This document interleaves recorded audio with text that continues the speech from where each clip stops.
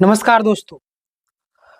High court में सहायक आचार्य भर्ती को लेकर के जेएसएससी को नोटिस दिया गया कि आपने आखिर क्यों नहीं आखिर क्यों नहीं 5% वाला मामला को रखा। 45% वाला मामला के बारे में आप लोग क्यों पीछे हट रहे। यानी कि जेएसएससी को स्पष्ट रूप से नोटिस दिया गया, 4 वीक का समय दिया गया और बोला गया है, जवाब मांगा गया है।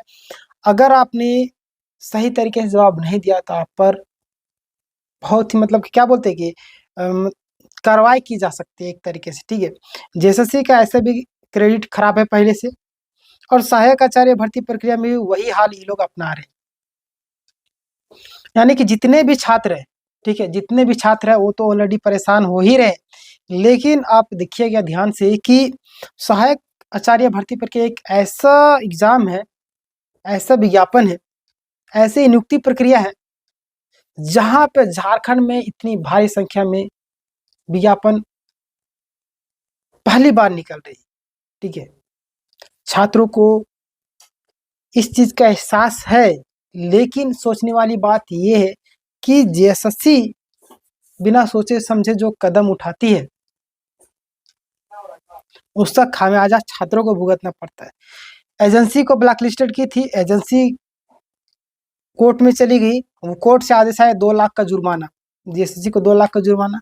क्या जेएसएससी का अपना पैकेट से दे रही है? हमारा ही पैसा तो दे रही है ना। फिर से अभी वही हाल होने वाला है।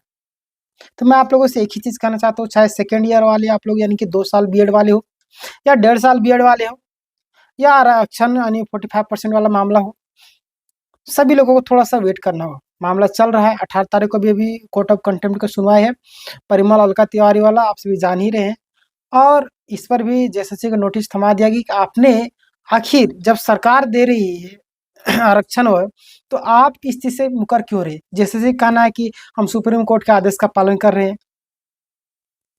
जेएसएससी क्या कहना कि हम लोग जो है सुप्रीम कोर्ट का आदेश का पालन कर रहे हैं। चलिए ठीक है, आप सुप्रीम कोर्ट का आदेश का पालन कर रहे हैं, मानते हैं, लेकिन शुरू में जब विज्ञापन निकाला गया था उसमें आपकी आंखें अंधी थी या क्या थी?